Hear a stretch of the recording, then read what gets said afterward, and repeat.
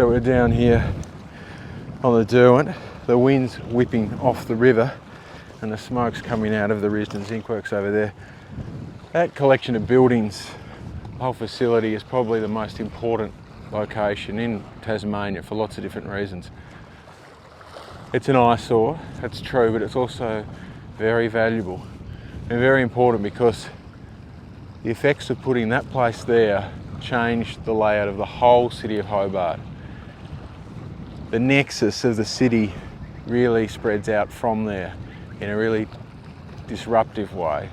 It's not immediately obvious, but it is very real.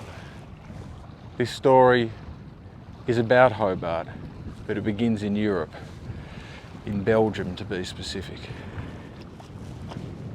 In August 1914, Germany invaded Belgium. They did this in order to avoid a fortified border with France, who they'd already declared war on.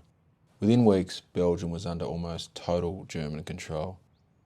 Belgium was the world's largest zinc producer, accounting for about 40% of global output.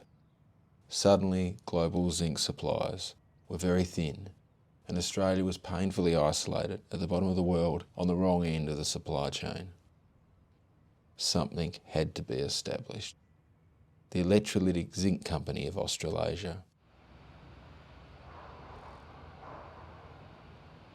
Hobart was chosen because it was on the River Derwent, which had a supply of water and a large natural harbour. Tasmania also had known zinc ore supply on the West Coast mineral field, and importantly, the state had a ready workforce of metallurgic expertise that had grown up around the mining industry. The Tasmanian government issued a lease of 50 acres at Risdon, but without fanfare.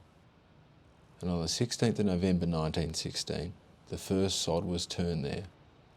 Down beside the river there was an old sandstone building called the Derwent Inn. 5 men and a typist arrived, and they converted the pub into an office. For some time, locals were blissfully unaware of the change, and they continued to drop in search of a drink. This is the Zinc Works in 1918. A few houses in the distance, but mostly isolated among the fields of grass and apricot orchards. The place continued to have a primitive quality for quite a long time. A lot of work was being done with picks and horses. Here is a worker, a returned World War I digger, labouring in bits of his military uniform, his old army coat and hat. They had a crib time store, selling cigarettes and tobacco products. Here is some crib time on the steam shovel. During the 1920s, the facility saw a rapid expansion, becoming the world's largest zinc smelter, a title it held until the 1930s. Here is a photo of a gooseneck crane loading zinc onto the Saigon Maru. Note the Japanese flag. As the factory needed to attract more workers, they decided to build homes for some of them. This 1919 photo shows them under construction. 60 poured concrete cottages built in the arts and crafts style. This is how Lutana, as we know it now, came to be created.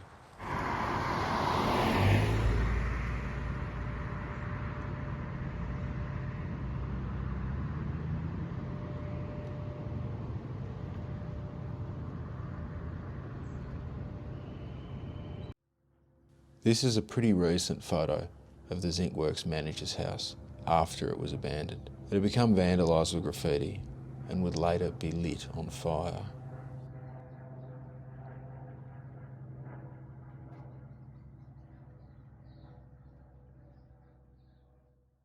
You can see here how this used to be the driveway of the home that was here.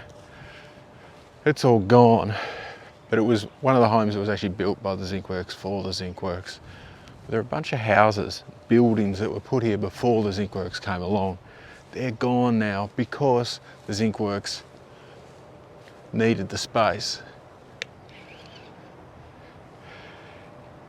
The place has been around for about 100 years. It's gotten bigger over time and things had to get out of the way. Now, one of these buildings that's now gone is interesting because it's mysterious and because it might have been a location of great power for a few years, even though there's very little known or recorded about this spot.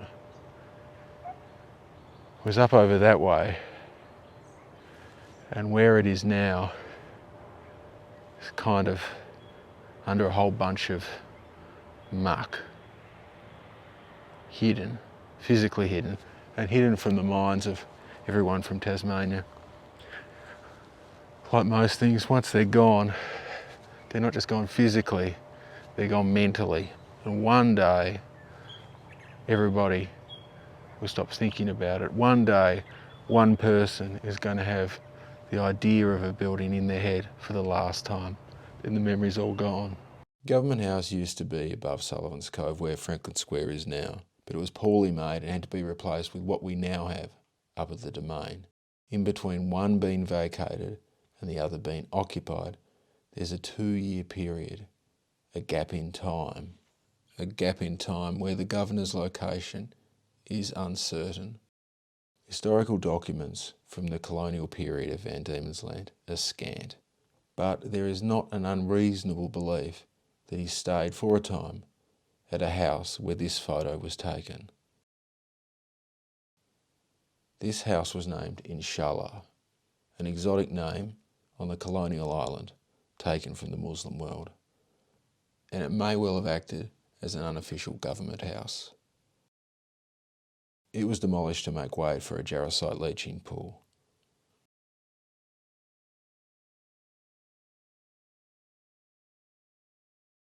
This painting, titled Zinc Works Wharf by Harry Bucky, is from 1935. It depicts a calm scene on the Derwent with Mount Direction behind it. This tranquility was about to be arrested.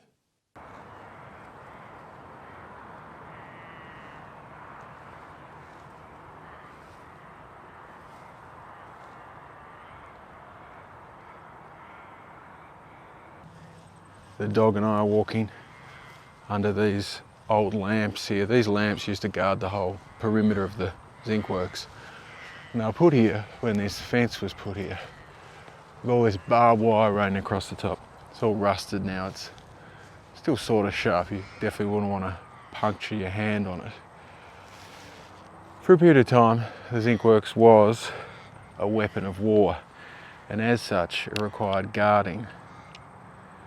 It was very important this place was taken care of, because the work that was being done inside was taking care of our troops over in Europe and in the Pacific.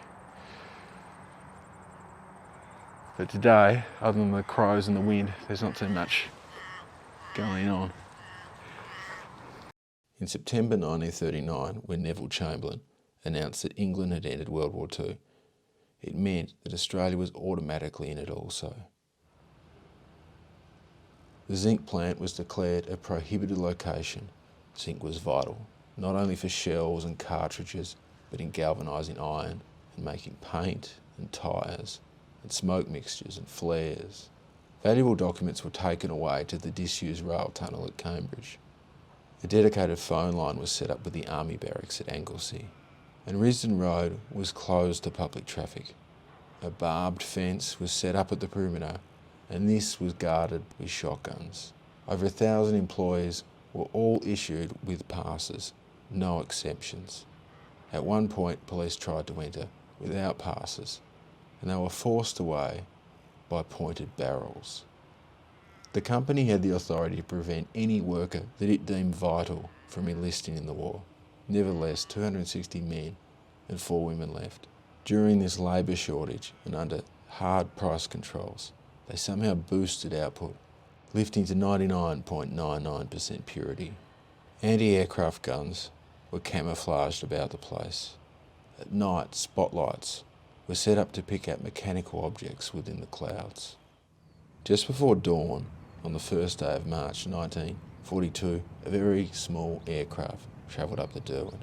The rhythm of the propellers was like nothing heard before above Hobart. The Japanese knew where the plant was because prior to the war, they'd been a customer. Had they not been flying on just a reconnaissance mission, the coastal defence system may have very well removed them from the sky. Before the zinc works, most of Tasmania didn't have electricity. The government realised there was potential for hydropower but it didn't have the funds to articulate the lines to domestic users. But the existence and the expansion of the zinc works would guarantee a customer large enough to underwrite the entire scheme. Hobart could have been built more easily along the western shore of the river right up until New Norfolk. But when the zinc works was erected at Risdon, that was the kibosh. Because of pollution and general unpleasantries, people weren't overly keen to build family homes north of the zinc works. Today, there is still an unofficial demarcation in Hobart, known as the flannel curtain. This line is in fact the high tension power line that runs across the city, delivering power to the smelter.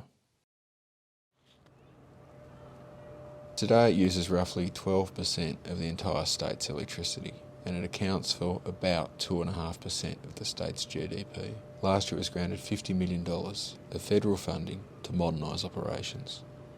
The zinc works is massive. It's a city within a city. Closed off unless you work there. The Vatican of metallurgy. This is a photo of the place before the factory was built.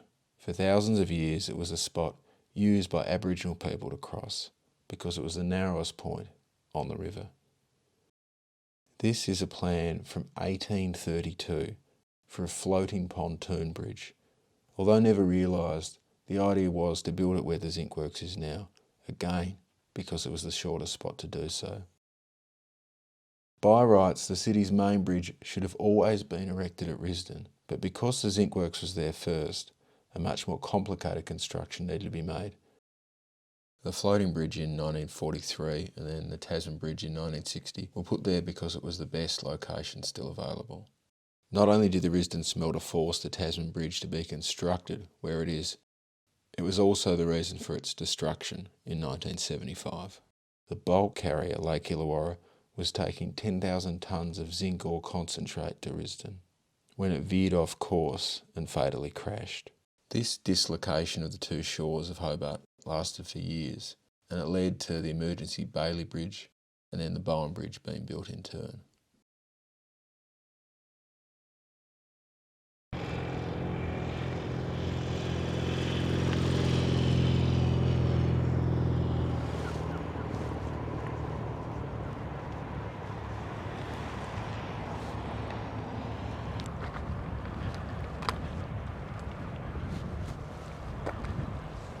So over here on the eastern shore, this is where the average punter comes if they want to have a look at the zinc works. There's this big bit of concrete here, and you can hear the humming of the factory. 24 hours a day, you get this murmur going on. Sometimes it gets really loud. Today it's not too bad. But what is this thing I'm standing on, this big bit of concrete? Something's missing.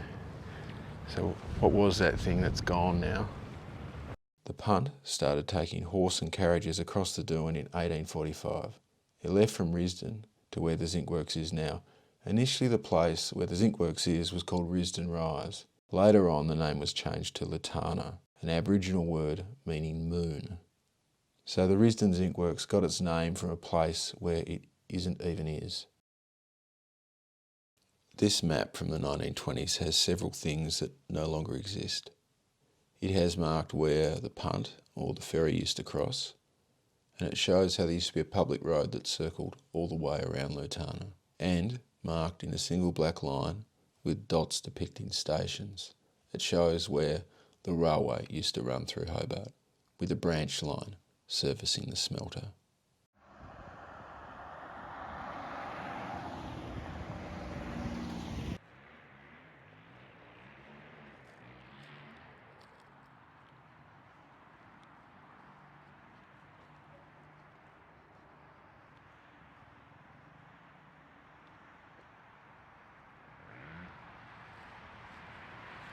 So we're here in this strange sort of liminal urban space, this big tract of grass and gravel.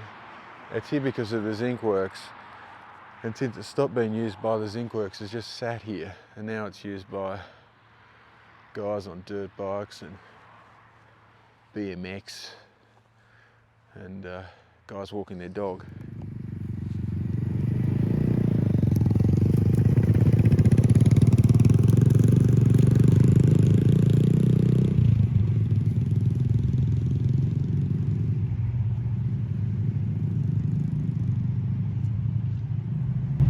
Trains used to take workers to and from the plant, and the same corridor was used by the acid loading line.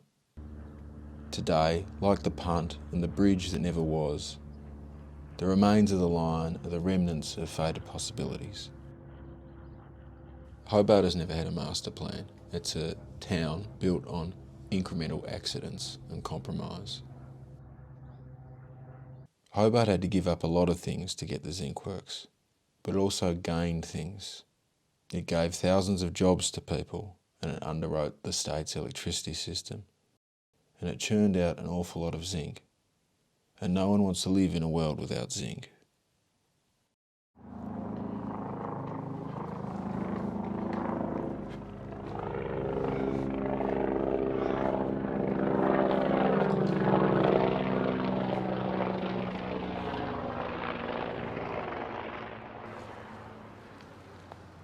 So this is the end of the line. This is where the train used to go to and from the zinc works.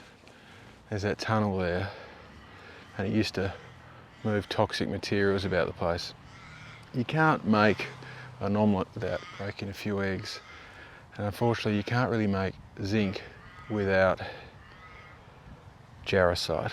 Now the problem with jarosite is that it's toxic, and it's toxic because it contains things like arsenic, mercury, lead and cadmium. For a long time this material was disposed of in the old-fashioned way, not by rail but by using the water that's just out there. From the 1970s, jarosite was periodically loaded onto the MV Anson. It would sit low in the water as it went back down the Derwent to travel out to sea. When it got about 60 nautical miles southeast of Hobart, it would dump the waste at the edge of the continental shelf. When the practice stopped in the 1990s, the vessel was sold on for various other purposes. Today the Anson can be found in Vanuatu, where the boat was mysteriously run aground at Palakulu Bay and abandoned. The salt air turning the structure to rust, the rust dissolving into the water.